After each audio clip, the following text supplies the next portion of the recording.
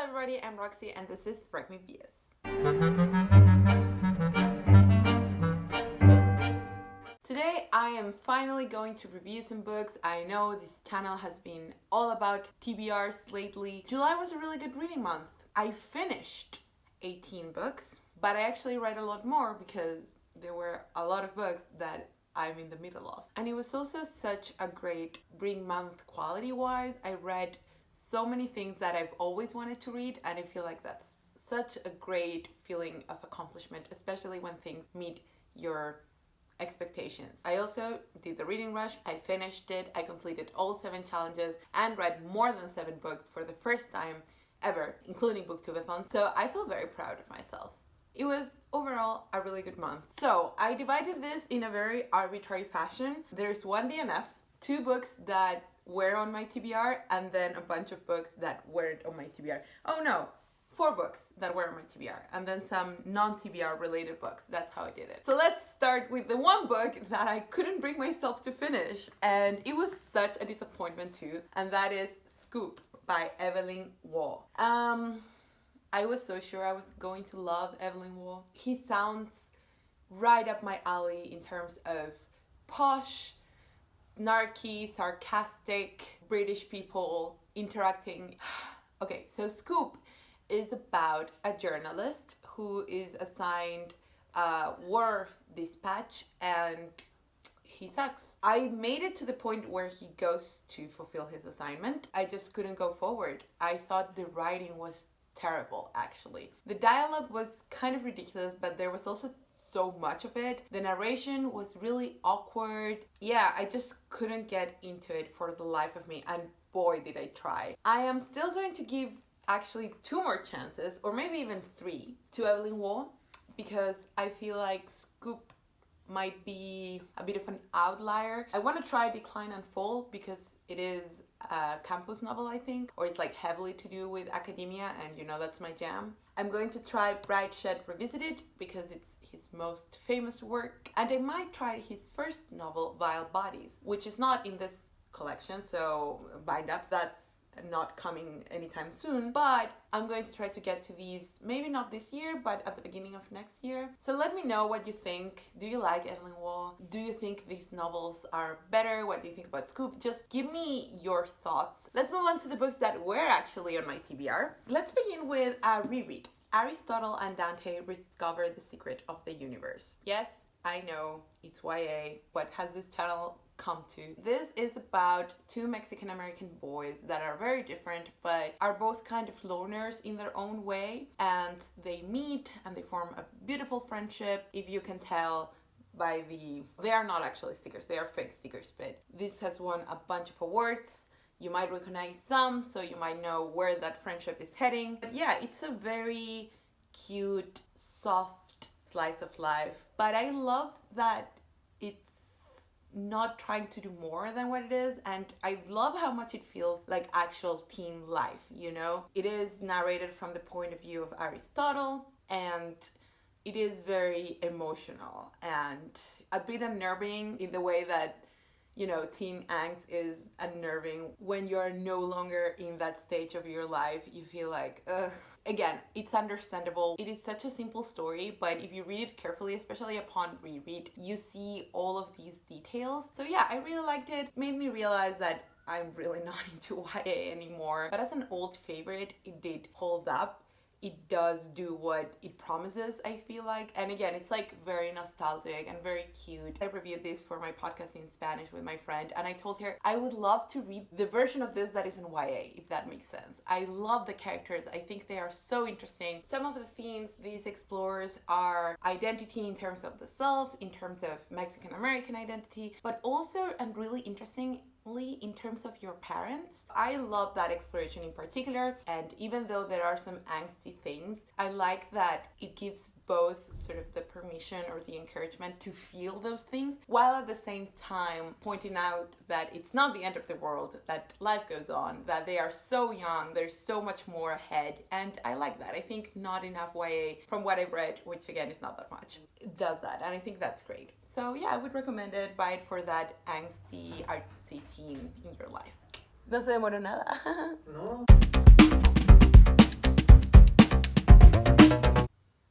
Mi pedido está en camino. Ya, mi niña, estamos preparados. Excelente. I ordered a cup of coffee and coffee, like ground coffee, because we are running out and it's getting here and I'm excited. I already reviewed this, but my phone didn't record it. Strapless by Deborah Davis. I actually love this and I was gushing about it.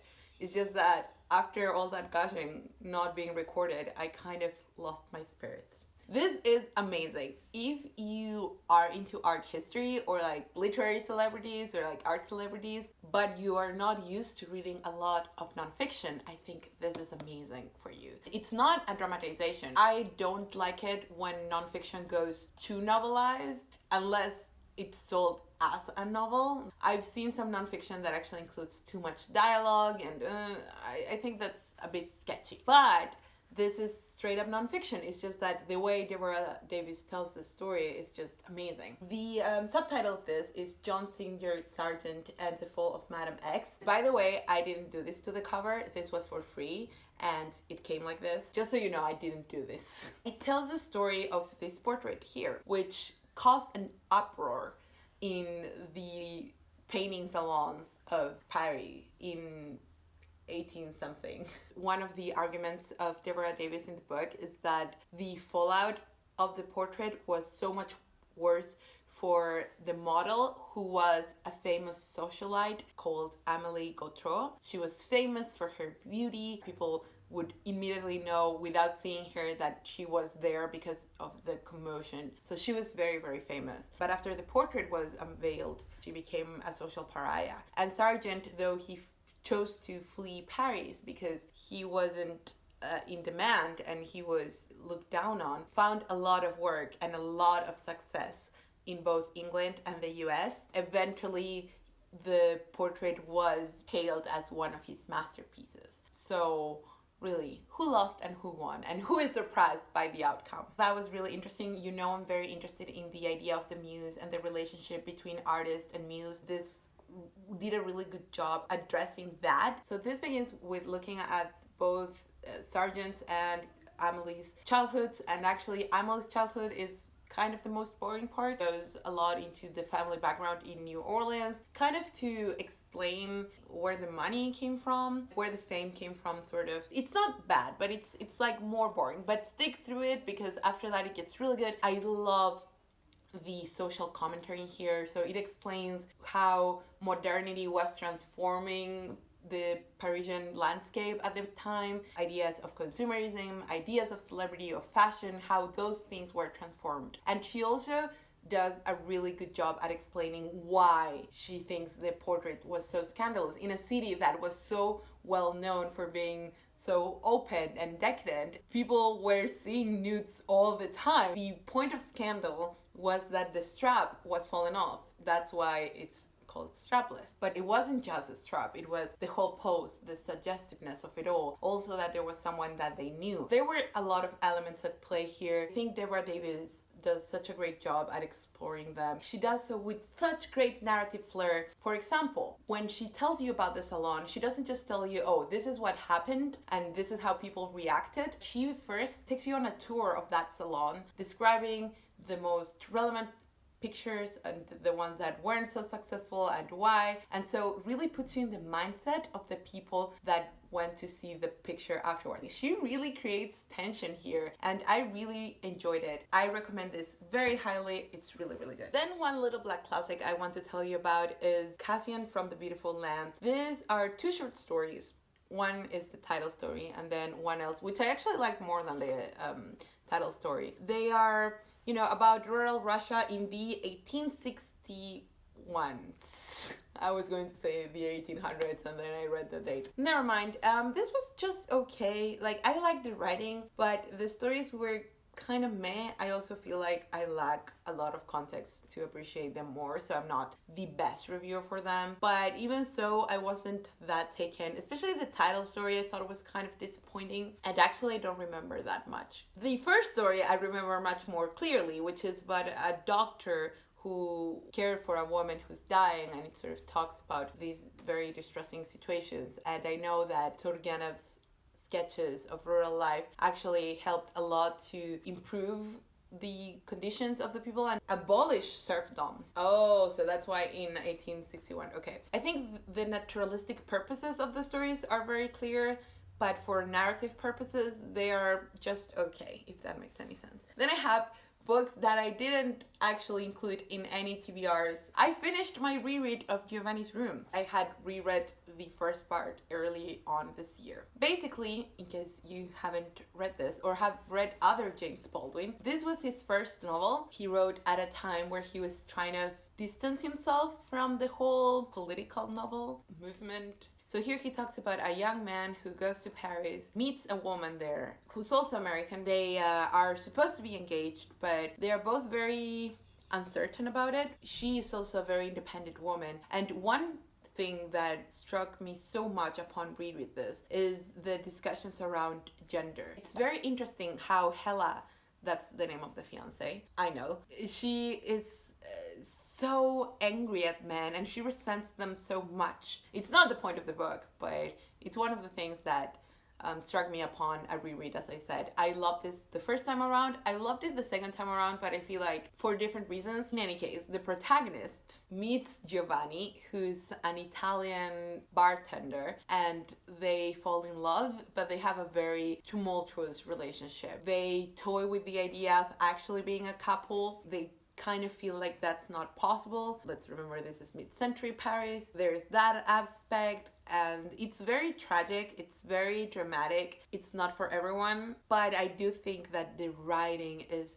superb, and if you are in that mood to read some really heart-wrenching human drama, this is a good way to go. Then I have another reread. July was a really good rereading month, guys. The Faster I Walk, the Smaller I Am by Kjersti A. Skomsvold. This is translated by Kerri A. Pierce. I really liked it. Full disclosure, this was in my Wit Month TBR, linked down below, and I actually cut it when I edited it because I had already read it. Talking about it in that TBR made me want to pick it up, and so I picked it up. This is about an old woman, which in and of itself is kind of not very common in fiction. It should be, but it's not. She is sort of reflecting upon her existence in a very broad sense. She kind of needs proof that she's lived. She's very ridiculous and very sad in many ways, but she also has a lot of insight. A lot of the book is about her and her husband, how we love people and we would get used to people, and it's hilarious, but at the same time it's very sad. I think because of the mood I was in when I read it, I read a bit more into the sadness, whereas the first time I read it a bit more into the dark, funny side. I enjoyed what I had highlighted the first time, and I highlighted some other things. So I think that's how you know a book is great, when it stands many rereads and then you get something out of it every single time you read it. I really recommend this as a pick for the Women in Translation Month, but if not, just in general, read it. It's amazing. Then I have Renaissance People, Lives That Shaped the Modern Age by Robert C. Davis and Beth Lindsmith. It's a collection of biographies, and by collection I do mean like very succinct biographies. You could call them profiles, 3 pages, 4 pages at most, of relevant Renaissance people. What I love about this, first of all, is that it is chronologically organized instead of by country, and that is on purpose. They did that to create a more complete picture instead of just this is what was happening in this country and then this country. You know, I love my collective biographies. This is what I think of when I think of a light, fun book to read when I'm kind of tired, but I still want to get information out of my books, especially if I'm not in the mood for like a fictional story. This is the kind of thing I reach for. I think they are very well written, again, as much as you would consider a 4-page essay well written. I love that it has such a strong gender perspective. It has a lot of women in it. That's very important. And it doesn't only talk about royalty. And even for such a succinct book,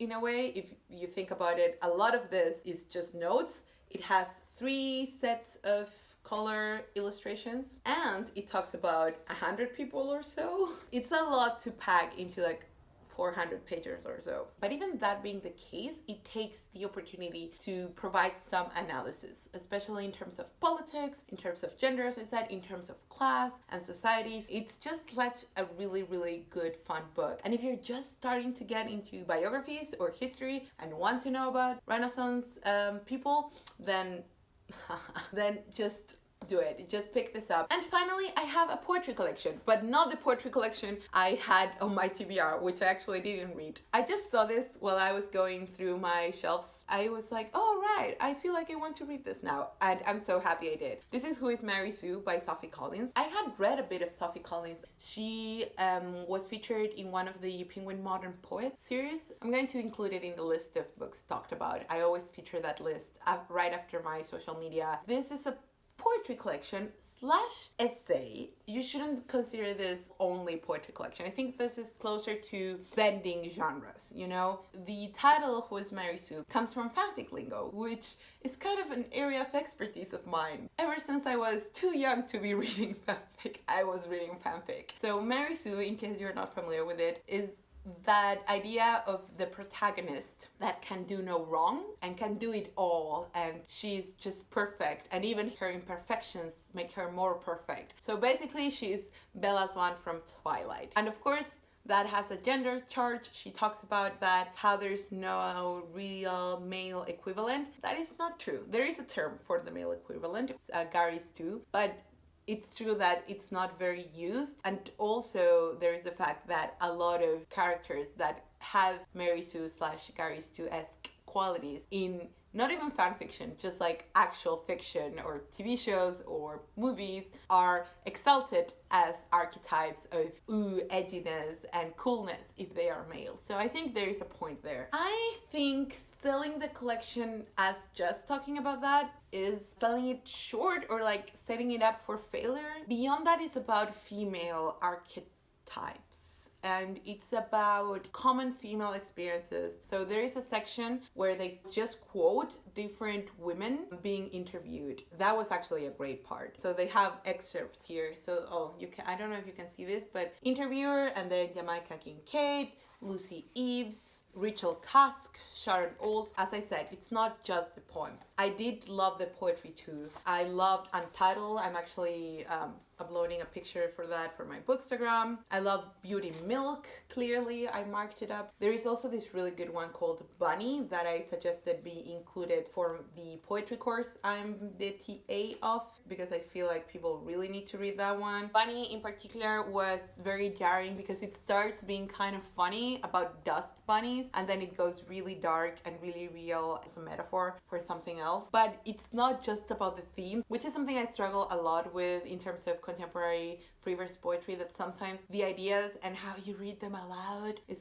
the main point instead of the language being the main point. Free verse is not sloppy verse. I mean, good free verse. I think Sophie Collins has a really good ear for language. She made me want to read them out loud because they were so good, and the rhythm in there was so good. Another aspect I really loved about this was that there are a lot of poems referencing Russian culture and Russian literature out of nowhere. Clearly, it's one of Sophie Collins's areas of interest or expertise. I don't know, I'm not that familiar with her work. It was such a nice surprise. It was the perfect moment to pick it up. Yeah. Would I recommend this? Not as a place to start, definitely, but if any of the themes that I've mentioned are of interest to you, if you like genre bending stuff and read poetry regularly, I think she's really good. Want to read more by her? Yeah. So that was it. Fun fact, there was one book I was going to review that was another Penguin Little Black classic, and then I realized that because of Jane Austen July, I should review all 3 Jane Austens that I read this month together. So I stopped talking other Jane Austen because I should have But yeah, so next week I'll review Jane Austen July picks and some other things that I read, including A Study in Scarlet, which is something I really want to talk about. I hope you enjoyed this video. It was very random. It was very choppy. But that's what my reading is all about. Just all over the place, trying to read almost everything that I can get my hands on. Please let me know what you think of these books. Have you read any of them? Do you want to read them? What have you been reading? Have you DNF'd anything this month? I think that's always interesting to know. Please subscribe, please comment, give it a thumbs up, and see you next time.